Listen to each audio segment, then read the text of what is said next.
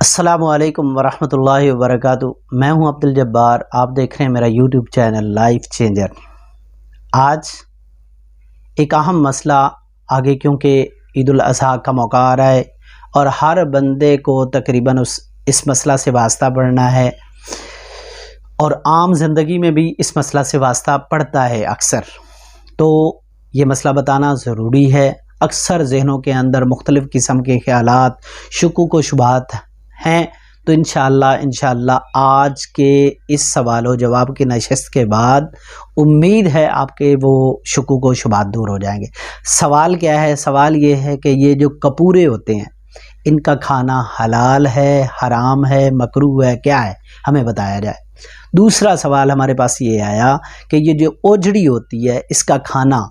حرام ہے، حلال ہے، مکروہ ہے، کیا ہے؟ اس کے بارے میں ہمیں وضاحت کر دیں۔ تو پہلا سوال جو ہمارے پاس آیا نا، کپورے جن کو فوطے بھی کہتے ہیں، خصیتین بھی کہا جاتا ہے، ٹیسٹیز بھی کہا جاتا ہے، ان کا کھانا، یہ کپوروں کا کھانا کیا شریعت مطہرہ اس کو پسند کرتی ہے یا نہیں؟ اس کو پسند کرتی ہے یا نہیں؟ تو یاد رکھیے گا قرآن پاک کے اندر اور احادیث کے اندر مکمل وضاحت کے ساتھ اس بات کو تو بالکل ہائی لائٹ نہیں کیا گیا، لیکن اشارتاً ہمیں کچھ قواعد ضوابط ملتے ہیں جس کی بنا پر شریعت نے اس کو ناپسند کیا۔ فقہا جو قرآن، سنت، اجماع اور قیاس کے اوپر پوری کمانڈ رکھتے ہوتے ہیں، جن کے فیصلوں کو دیکھ کے مفتیان کرام فیصلے دیتے ہیں، ان کا کہنا یہ ہے فقہ حنفی کے اندر کہ قرآن کے اندر آتا ہے وَيُحَرِّمُ عَلَيْهِمُ الْخَبَائِثَ، کہ نبی پاک صلی اللہ علیہ وسلم کا ایک فرض منصبی ہے کہ وہ خبیث چیزوں کو حرام کرنے کی اللہ رب العزت نے ان کے اندر اہلیت رکھی ہے کہ وہ ان کو حرام قرار دے سکتے ہیں۔ اور فقہ کے اندر ہمیں ایک ضابطہ ملتا ہے، ایک اصول ملتا ہے کہ ایسی چیزیں جو سلیم الفطرت طبیعت کو ناپسند ہوں، سلیم الفطرت، سلیم الطبع جو لوگ ہیں، ان کی فطرت اور طبیعت کے خلاف ہو جو چیزیں، ہر ایک کی بات نہیں کر رہا ہوں، جو واضح طور پہ تقریباً ہر نارمل جو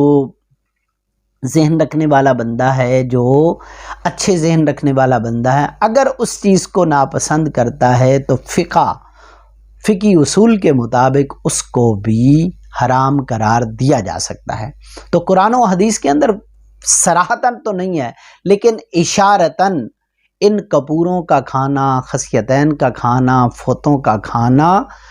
یہ حرام قرار دیا گیا ہے، لہذا اس سے بچنا ضروری ہے۔ یہ بہت اہم مسئلہ ہے، عمومی طور پہ لوگ اس کے اوپر مختلف طرح سے، اور بازار کے اندر اس کے عجیب نام، ٹکا ٹک، فلاں فلاں فلاں، اور اس طرح ان کو پھر ہائی لائٹ کیا جاتا ہے بازار کے اندر، پھر مختلف اس کے اوپر ایڈ چلتے ہیں، لوگ فلیکسز لگا کے، سائن بورڈ لگا کے ان کو پروموٹ کرتے ہیں۔ تو یہ ایسی چیزوں سے بچنا چاہیے، کیونکہ فقہ حنفی کے اندر امام ابو حنیفہ رحمۃ اللہ علیہ کے نزدیک یہ چیز حرام ہے، اس لیے اس سے بچنا ضروری ہے۔ دوسرا جو سوال ویورز نے پوچھا کہ اوجڑی کا کھانا حرام ہے، حلال ہے، مکروہ ہے، ہمیں اس کی وضاحت کی جائے۔ تو اس کے بارے میں بڑی توجہ سے بات کو سنیے گا، اور آخر تک بات کو سنیں گے تو بات واضح ہو جائے گی، ذہن میں اچھی طرح بیٹھ جائے گی۔ اگر درمیان میں سکپ کریں گے تو پھر بات اس کے اندر شک اور شبہ پیدا ہو جاتا ہے، گمان اور طرح کے بن جاتے ہیں، لہٰذا آخر تک میرے ساتھ رہیے گا، انشاءاللہ بات کی پوری وضاحت ملے گی آپ کو۔ تو اوجڑی، اس کا کھانا نہ صرف جائز بلکہ پسندیدہ ہے، اور اطباء کے ہاں تو اس کو بہت پسند کیا گیا ہے۔ وجہ اس کی یہ ہے کہ اوجڑی کا کھانا یہ معدے کے لیے بہت مفید ہے، وجہ کہ یہ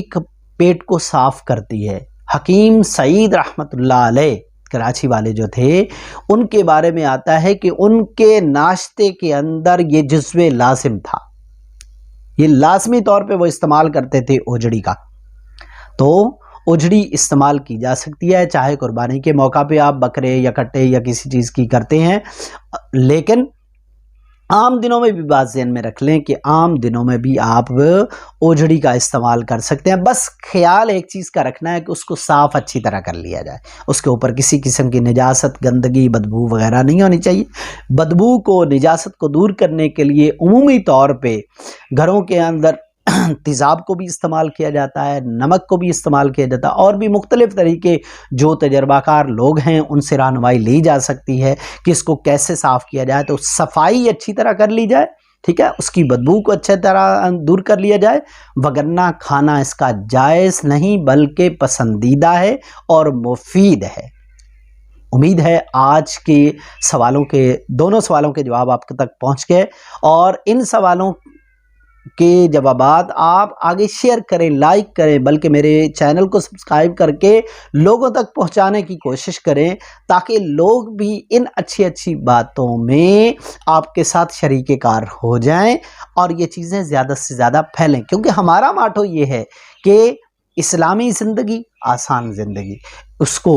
عام کرنے کے لیے آپ جتنی معاونت کریں گے اس کو پھیلانے میں، آپ بھی صدقہ جاریہ میں شامل ہو جائیں گے۔ السلام علیکم ورحمۃ اللہ وبرکاتہ۔